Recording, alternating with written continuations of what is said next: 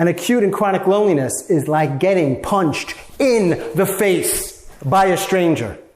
Releases just as much cortisol every day. And what does that do to your body? What does that do to your health, physical or non-physical? People are dying to be heard. So when I think about what's at stake with all of this, the people that I think about the most are those that have stopped talking. And that's one of the reasons why I do what I do. After teaching and training for many years, and I've been blessed to do that on several different continents, I heard the same stories over and over again. Shortly after college, I went to Japan. I taught for a few years. I lived in Tokyo. Came back to New York, was a high school teacher, and also taught English. I then went to Tanzania. I went to Argentina. I went to Saudi Arabia. And as you might imagine, I learned several things along the way. For example, I learned in Tanzania that if you are at a community wedding and you realize that your friend, the goat, is now an entree, and the father of the bride says, eat, you eat. But here's the other thing I learned after those experiences. 5 continents. I learned that this stuff, this type of pain, depression, anxiety, grief, sadness, anger, loneliness, is universal. Doesn't discriminate. Doesn't matter your age. Doesn't matter your race. Doesn't matter your language or your education level. In fact, almost half, 49% of college students in the United States identify as lonely. And in my world, a lot of people would tell me, get help. Go see a counselor, go see a therapist, maybe a priest or a rabbi, and I think that's all good and all potentially really helpful. But one of the things that I was lacking is that I didn't feel like I had enough people in my life that I could really talk to about some of this stuff. And maybe that was because I needed more friends. I don't know. But I have good friends. Just didn't seem like some of that stuff was right. I felt comfortable to talk about that. Here's the thing. When I was in middle school and I was in high school, things weren't so great for me. I was disconnected. I had some friends. I did some stuff. But I was lonely. I had a hard time making friends. I had a hard time keeping friends. So when I was planning to go to the University of Buffalo my freshman year, I thought things would be different. And when I got there, they were a little bit different. I met some new people. It was like an exciting, new, different space. I started my classes, and for a month or two, things were going pretty well. After some time, I sort of dipped back into the way things had always been, right? I was disconnected. I had a hard time making friends and keeping friends. So the studies show how damaging loneliness can be, particularly like acute or chronic loneliness. And I do think more and more people are on that path. When loneliness untreated is similar to smoking 15 cigarettes a day, every day. That's a problem. 15 cigarettes every single day. Like no doubt you've heard, or your parents heard, or your friends have heard, or people in your life have heard, don't smoke. Like it's almost a pack of cigarettes a day. But here's the thing.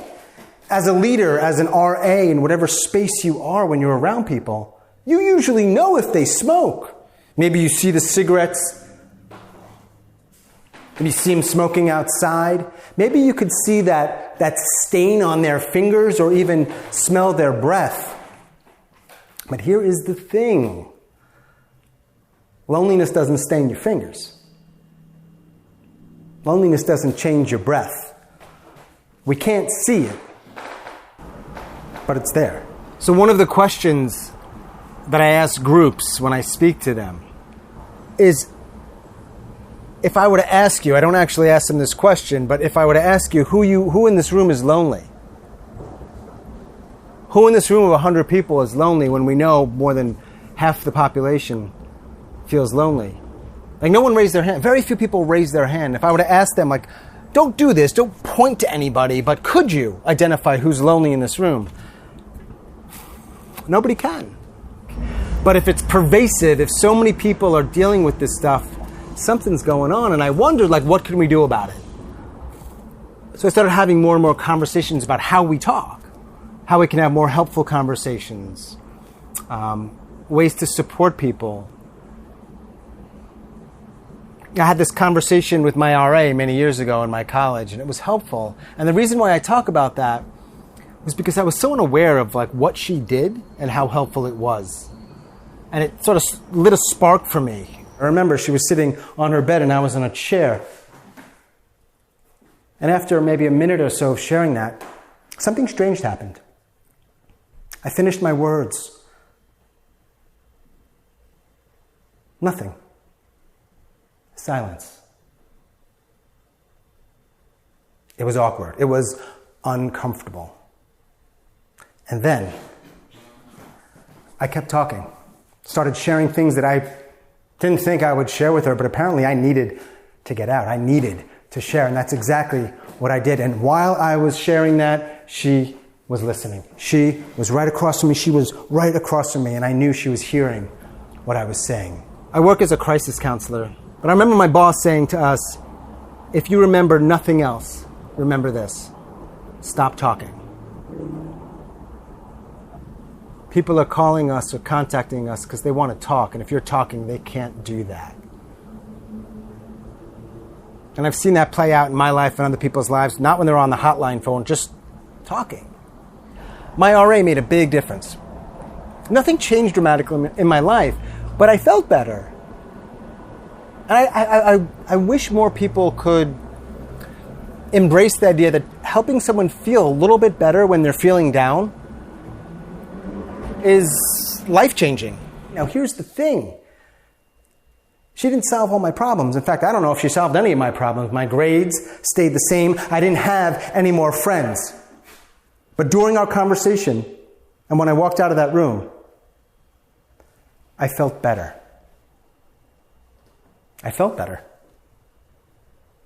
So I wonder how many of you could use one more person in your life who could hear what you were really saying. Or at least try. People all around the world, all around our communities, our campuses, our jobs, our homes, they're dying to be heard. They're dying to be heard. And so the question I have is, do you want to hear them?